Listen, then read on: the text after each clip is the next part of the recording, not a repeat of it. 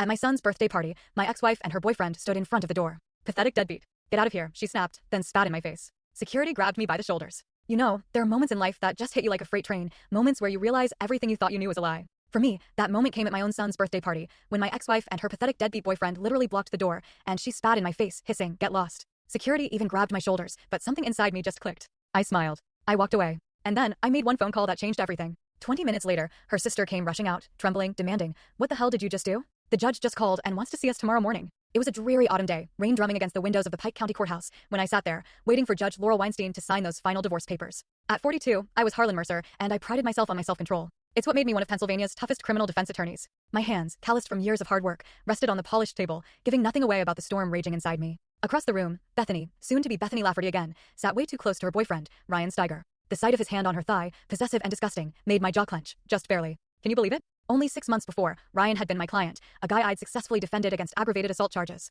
His gratitude, it seemed, extended to seducing my wife of 15 years. My attorney, Marlene Wu, went over the terms, trying to keep it professional. Mr. Mercer will maintain primary residence, and Miss Lafferty receives the vacation property. Joint custody of Theo with alternating weekends and holidays. Child support by standard guidelines. Judge Weinstein nodded, looking through the documents. Relatively amicable as these things go. I appreciate that. Amicable? I almost scoffed. Calculated, that's what it was. I'd learned a long time ago that revenge, true revenge, is best served cold. Methodical. And, at least to start, perfectly legal. Then the judge brought up one last thing. Theo's birthday falls this Saturday. As per the agreement, Miss Lafferty will host the celebration, but Mr. Mercer is entitled to attend for 2 hours. Ryan, that jock, leaned forward, ready to argue, but Judge Weinstein cut him off, sharp and firm. The agreement stands. 2 hours for Mr. Mercer. I trust everyone will behave appropriately for the child's sake. Outside, Marlene touched my arm. You okay? Fine, I told her, watching Bethany and Ryan practically run to their car. Still don't understand why you didn't fight for the full value of the practice. She gets half, even though you built it. It's not about the money, I cut her off. Marlene studied me, that knowing look on her face. You've got that look. What look? The one you get before you demolish a prosecution's case. I allowed myself a small, cold smile.